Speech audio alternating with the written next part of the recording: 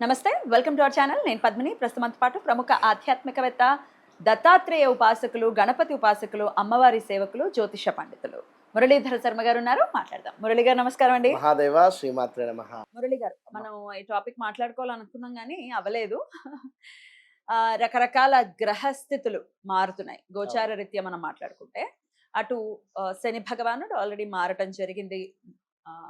March 29న శని భగవానుడు మారటం జరిగింది. Yes. ప్రతి 2.5 సంవత్సరాలకి ఒక్కసారి ఆయన ఒక రాశి నుంచి ఒక రాశికి వెళ్తూ ఉంటారు. కాబట్టి కుంభం నుంచి మీనంలోకి వెళ్ళారు శని భగవానుడు. అలాగే గురువు కూడా సంవత్సరానికి ఒకసారి ఆయన మారుతారు. కాబట్టి మరికొద్ది రోజుల్లో గురువు కూడా ఇటు వృషభం నుంచి మిథునంలోకి మారబోతున్నారు. అలాగే ఇంకో మేజర్ 2 గ్రహాలు ఎప్పుడూ వక్రగతిలోనే ఉండేటటువంటి రాహుకేతువులు కూడా మరికొద్ది రోజుల్లో మారబోతున్నారు. ఈ 4 గ్రహాల యొక్క గమనం గోచార రీత్యా ద్వాదశి రాశుల మీద ఎటువంటి ఫలితాలని చూపించబోతోంది అనేది ఒకసారి మీ ద్వారా తెలుసుకోవాలనుకుంటున్నాను. తప్పకుండా అమ్మ.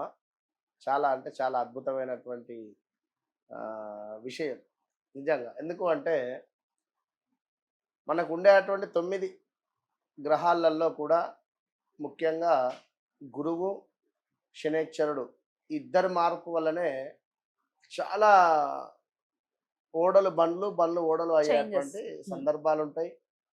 సో ఇక్కడ ఏలినాడు శని అయిపోయింది అని చెప్పి సంతోషపడాల్సినటువంటి అవసరం మకర రాశి వారికి లేదు. లేదు.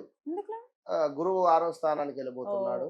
సో మళ్ళొక 1 ఇయర్ పాటుగా కొంత కష్టాలు. అంటే ఉదాహరణ చెప్తున్నా ఇట్లా. సో మేషరాశి వారికి ఏలినాడు శని వచ్చింది అని బాధపడాల్సిన అవసరం లేదు. ఎందుకని చెప్తా. రాహుగ్రహము వారికి 11వ భావానికి రాబోతున్నాడు. సో వృషభ రాశి వారికి, తులారాశి వారికి ఎస్పెషల్గా ముఖ్యంగా ఇవి 2 రాశులకు మాత్రము పట్టిందల్లా బంగారంగా మాత్రం ఉంటుంది. ఖచ్చితంగా. కుంభానికి కూడా పర్వాలేదు. కుంభానికి కూడా, కుంభరాశికి కూడా ఒక 9 నెలల పాటు పర్వాలేదు కుంభరాశి. అయితే ఓవరాల్ గా మేషరాశి వారిని తీసుకున్నట్టయితే కుంభరాశికి బాగుంటుందా? అంటే జన్మలోకి రాహు రాబోతున్నాడు. జన్మలోకి రాహువు, అదే విధంగా పంచమాత గురువు. పంచమాత గురువు కనుక సంతానం లేని వారికి సంతానం. చెప్తా మళ్ళీ అక్కడికి వచ్చి. తప్పకుండా వివరంగా. సో మేషరాశి ముఖ్యంగా, మేషరాశి అంటే మనకు లా అక్షరం గాని ఆ అక్షరంతో మొదలయ్యేటువంటి పేర్లు. అది ఎవరికైతే 35 to 40, 42 క్రాస్ అయిందో, సో వీరికి 2వసారి ఏలినాడు శని సుమారుగా కూడా ఎంటర్ అయినటువంటి పరిస్థితి. సో మొదటి ఏలినాడు శనిలో వీరికి ఏదో అవమానాల, అవరోధాల, బండి మించి పడడమో లేదా ఇంకా లైక్ ఏదో జరిగి ఉంటుంది. సో అది వారికి జ్ఞాపకం ఉందా లేదా తర్వాత. సో 2025లో ఈ యొక్క మార్చి 29న ఈ యొక్క శనేశ్వరుడు మారినటువంటి సందర్భం కంటే ముందు నుండే సుమారుగా నవంబర్, డిసెంబర్ నుండే కొంతమేర నెగిటివ్ కావచ్చును, కొంతమేర జాబ్ రిలేటెడ్ కావచ్చును, కొంతమేర వాహన ప్రమాదాలు కావచ్చును, కొంతమేర 1, 2 అని కాదు, స్ట్రెస్ అయితే ఉంది. ఏమో జరగబోతూ ఉంది అనేటువంటిది కానీ ఏదో ఉంది అనేటువంటిది ఉంది. ఆల్రెడీ వీరి యొక్క ఆలోచన విధానం ప్రకారంగానే కొంతమేర మార్పు అనేటువంటిది జరిగింది. సో ఓవరాల్గా నేను 29వ తారీఖు నుండి, 29 కాదు సుమారుగా మార్చి నుండి ఈ రోజు వరకు, ఇవాళ ఎంత డేటు? ఏప్రిల్ 15వ తారీఖు. మన 15వ తారీఖు ఇప్పటి వరకు 45 రోజులలో సుమారుగా మేషరాశి వారివి ఒక 30-40 జాతకాలు చూడవచ్చు. అంటే వారి వచ్చినవి.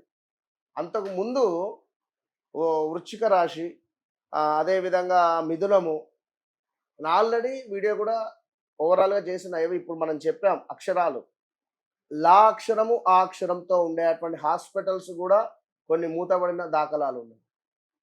సో లా అక్షరంతో పేరు ఉండేటువంటి పేరు గల్ల వారు ఎవరైతే ఉన్నారో వారికి బిడ్డతోనా, కొడుకుతోనా, ఎవరితోనో చెప్పలేము.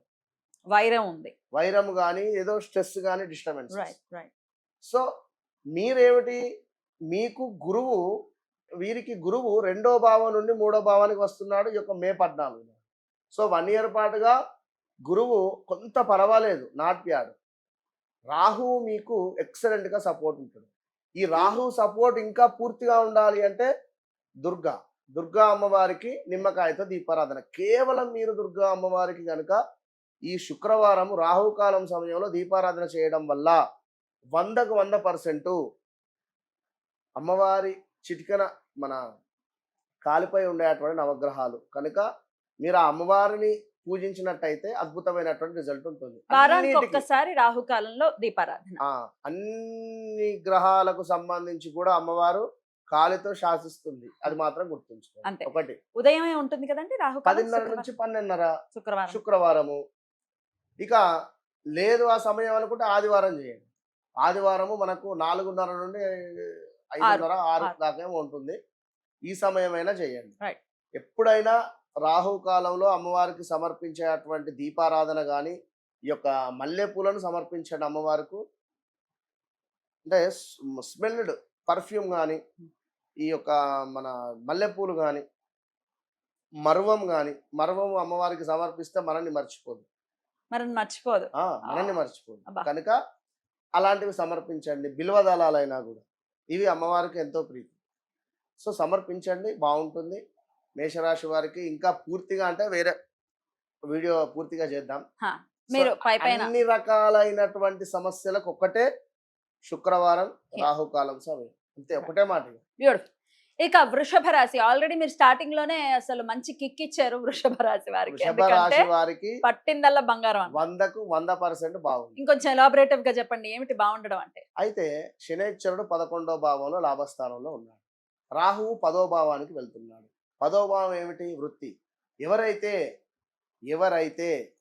ఈ యొక్క మీడియా రంగంలో ఉన్నారో వృషభ రాశి వారు, ఇక్కడ వాక్షరము కావచ్చును, అంటే జనరల్గా మాకు జాతకం లేదు అనుకునేటువంటి వారికి చెప్తున్నాం.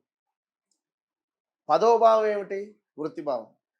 ఈ 10వ భావంలో రాహువు కుంభంలో, సో తన శనేశ్వరుని ఇల్లు, సో బాగుంటాడు, అక్కడ మంచి రిజల్ట్ ఇస్తాడు. ఎవరైతే హాస్పిటల్ ఫీల్డ్లో ఉన్నారో, ఎవరైతే మెడికల్ ఫీల్డ్లో ఉన్నారో, ఎవరైతే ఈ యొక్క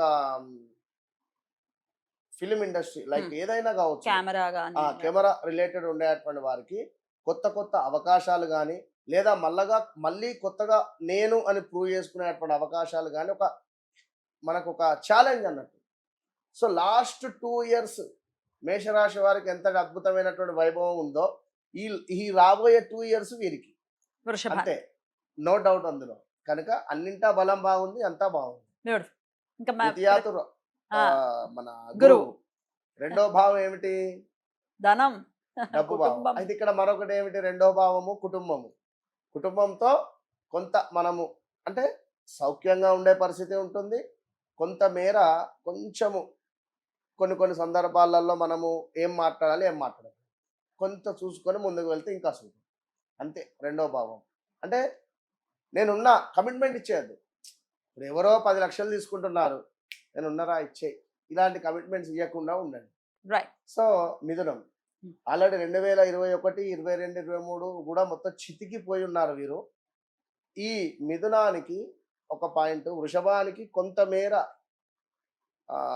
కాళ్ళకు కానీ హెల్త్ రిలేటెడ్ కొంచెం ఆ విషయంలో మాత్రం జాగ్రత్తగా ఉండండి. వీరికి రెమెడీస్ ఏం అవసరం లేదు, బాగుంది, అవసరం లేదు. పర్ఫ్యూమ్ రెమెడీ అంటే రోజు పర్ఫ్యూమ్, అంతే, పర్ఫ్యూమ్ యూజ్ చేయాలి వాళ్ళకి. ఇక మిథునం వారికి జాబ్ రిలేటెడ్ ఎవరైతే ఇష్యూస్ ఫేస్ చేస్తున్నారో, జాబ్ రిలేటెడ్ ఇబ్బందికరంగా ఉంది అని అనుకుంటున్నారో, జాబ్ రిలేటెడ్ మాత్రం వీరికి అద్భుతమైనటువంటి మార్పులు చేర్పులతో పాటుగా బిజినెస్ రిలేటెడ్ ఎవరైతే కొత్తగా మేము పెట్టాలి అనుకుంటున్నామో